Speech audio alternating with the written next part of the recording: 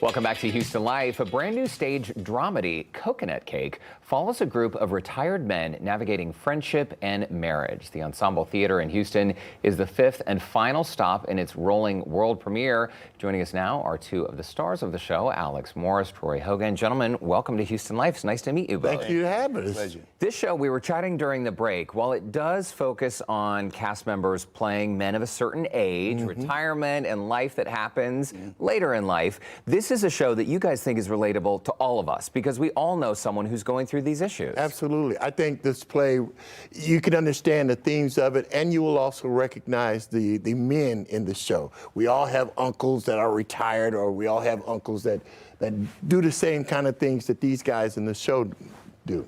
Yeah. For me, it's interesting because I get to see gentlemen like at my church. One of the gentlemen that I kind of take my character off of is Ernest Redmond, and he was my he was one of the deacons at my church and also my Sunday school teacher. And just to watch, I was much younger then, to watch myself have to look at many of the things that he dealt with in life, being an owner of McDonald's, so that was an interesting thing too. But yeah, it's nice to be able to look at those gentlemen. It must be interesting preparing for a role. We're seeing some of your production photos on the screen right now. So you guys actually said, oh, wait, this character that I'm reading for, I know that guy. Oh, yeah. This reminds me of so-and-so. What about your own life experience? Because it seems like you might be able to bring some of your own experiences into a role like this. I think that's where we get most of the impetus for the characters that we play. I mean, I just turned 70, so I know this guy. When I started playing Joe, I know I don't dress like Joe. I don't have that kind of a big, bold attitude, but I actually knew guys like this in my life. Growing up in and around Chicago, I actually knew a lot of these guys. And like I said before, I think these are people that we can all relate to. We all have people in our families and that we know, like Troy said it, around McDonald's, that are these guys that have opinions about everything. And who have lived a full life. Full life. Yes. Exactly. A lot of experience. It's kind of unique for me because I'm the youngest guy in the cast, but I also play the oldest. So that's a lot of fun for me. But it's also, I look at my big bro a lot of times as how I follow where I'm going in this show, and it's a pleasure working with Alex because I've known him since I was in my 20s.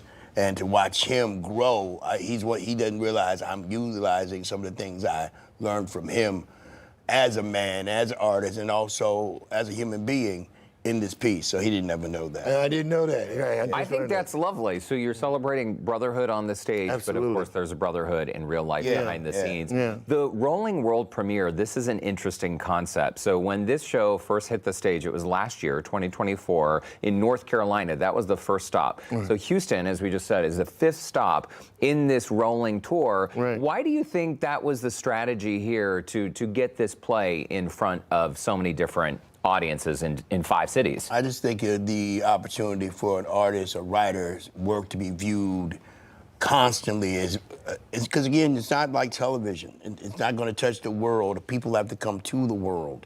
So now you're taking that world to different regions of the United States, and it has an opportunity to be viewed more. And that's why I think primarily. And it gives the playwright an opportunity to have her work exposed all across the country.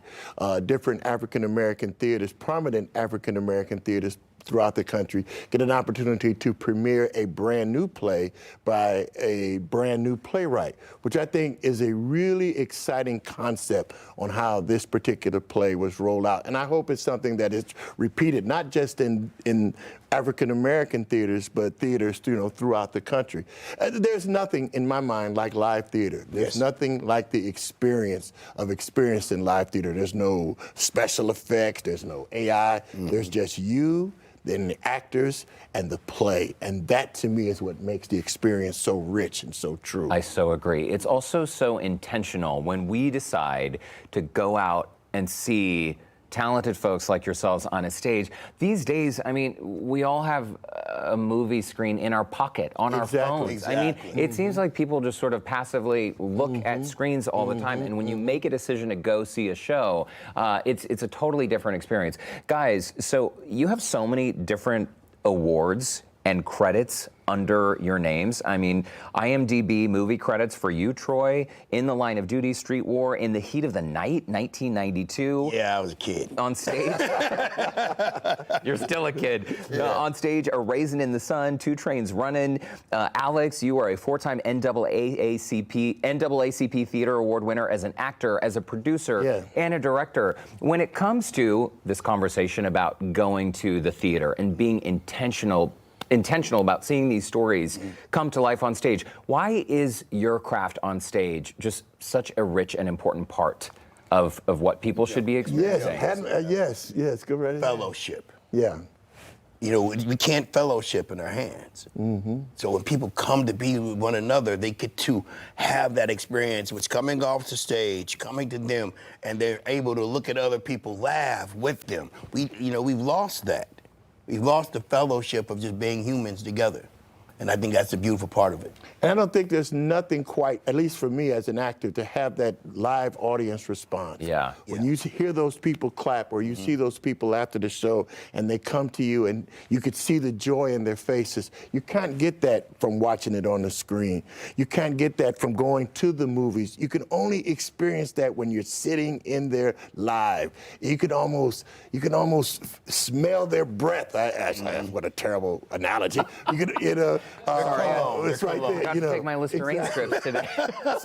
So that kind of experience, I think, is what makes the theater and the craft of the theater so unique and wonderful. And not only that, it's just the fellowship with your fellow actors. Yes. That bond that you build is unlike nothing else. I think athletes experience it, but it's nothing like that what we share on stage. Because we carry each other. Trust me, do we carry each other? For sure on that one. Teamwork. Well, guys, it really is such a pleasure having you today on Houston Live. you. The show runs through June 1st. There's the info on your screen. This is at the Ensemble Theatre. Alex Morris and Troy Hogan are just two of the talented cast, so please get on out there and check them out. We have a link to tickets on our website. Look for that scene on Houston Life section. I wish we had more time for the conversation. Oh, no, thank you. Thank you. Great interview. Thank you. Good stuff. Come back and see us anytime.